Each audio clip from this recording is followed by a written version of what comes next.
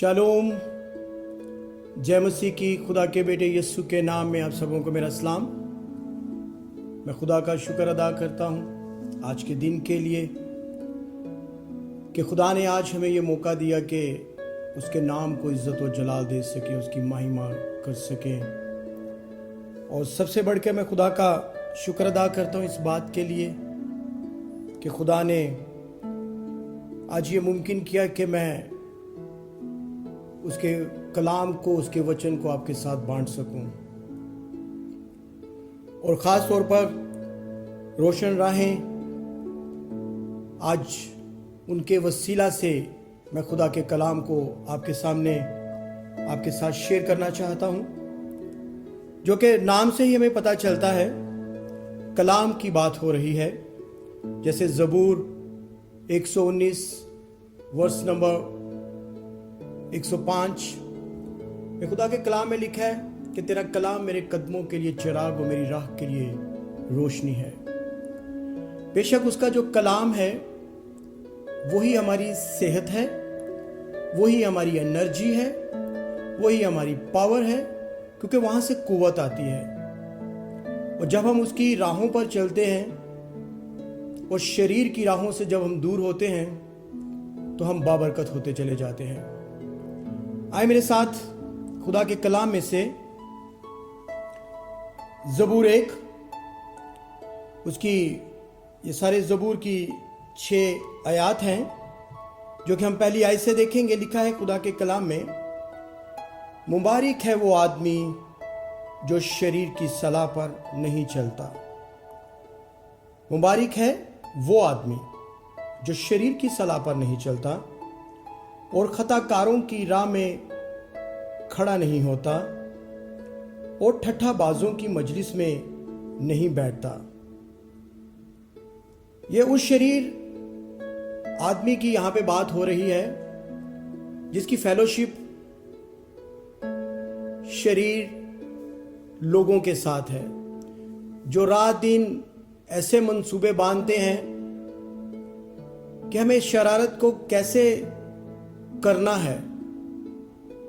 ऐसे प्लान करते हैं कि हमें ज्यादा से ज्यादा वो काम करने हैं जिनसे दूसरों को दुख पहुंचे, अपनी लाइफ को, अपने आप को दुख पहुंचे, अपने बॉडी को दुख पहुंचे। तो हमें उनसे दूर रहते हुए हमें ध्यान देना है कि हमारा खुदा जो हमें हुक्म देता है कैसे हम उसके ऊपर चल सकते हैं। यहां पर खुदा के कलाम में वर्स नंबर 2 में लिखा है, बल्कि खुदावंद की शरीयत में उसकी खुशनुदी है और उसी की शरीयत पर दिन रात उसका ध्यान रहता है। या मैंने कहा कि जब हम देखते हैं कि शरारत के जो मंसूबे बांधते हैं उनकी फेलोशिप ऐसे लोगों के साथ है कि जिनको सिर्फ रात और दिन यही सूझता है कि हम लोग कुछ ना कोई बदी करें, गुनाह करें, नशा करें, फिर उनके आगे क्या है, रसवाई ही रसवाई है और कुछ नहीं।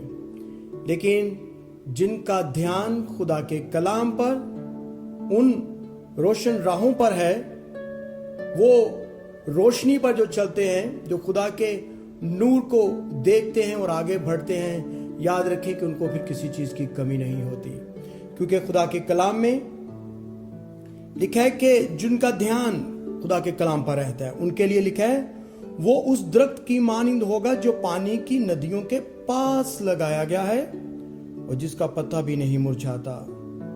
सो जो कुछ वो करे बार बार होगा। खास बात इसमें यह है कि जिनका ध्यान शरारत से हटकर रोशन राहों पर रहता है, उनके बारे में लिखा है कि सो वो जो कुछ भी करे वो बार बार होगा।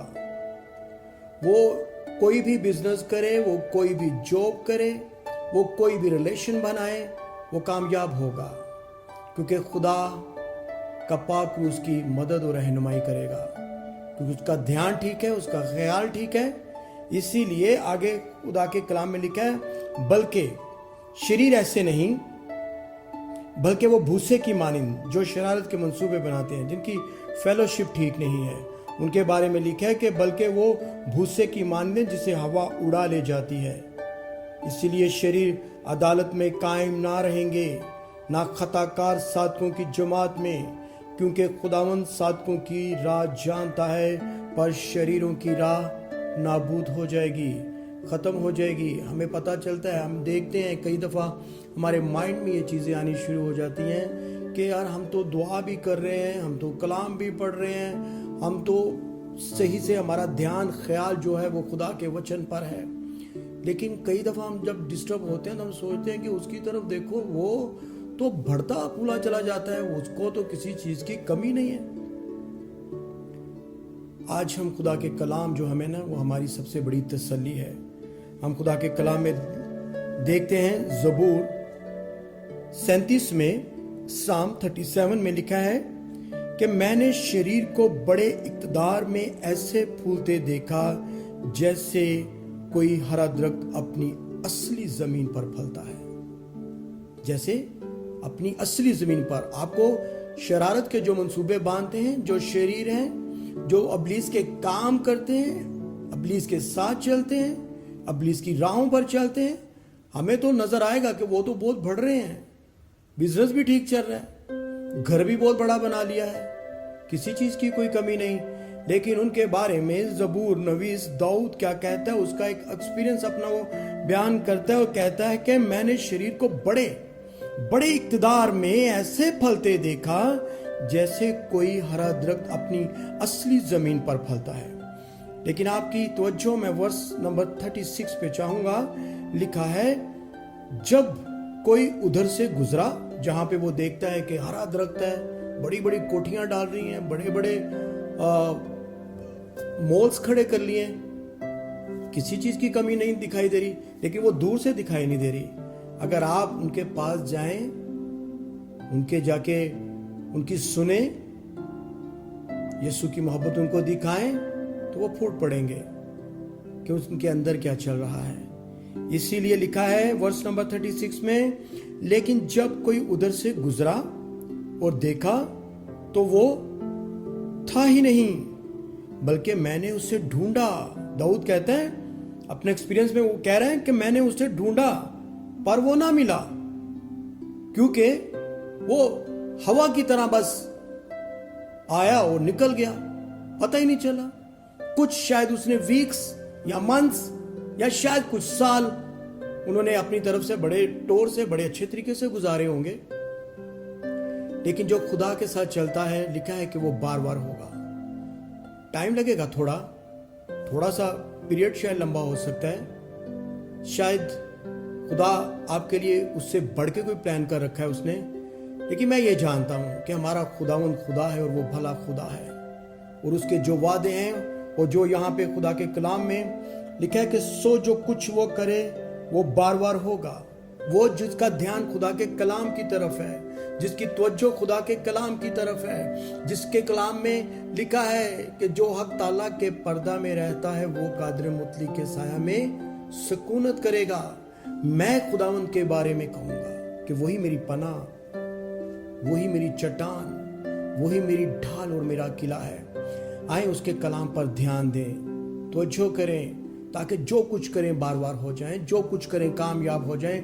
बिजनेस करना चाहते हैं, बढ़ेंगे, जॉब करना चाहते हैं, इंक्रीज होते चले जाएंगे, सैलरी अच्छी होगी, माहौल अच्छा मिलेगा, आपकी अलग से एक रिस्पेक्ट रहेगी।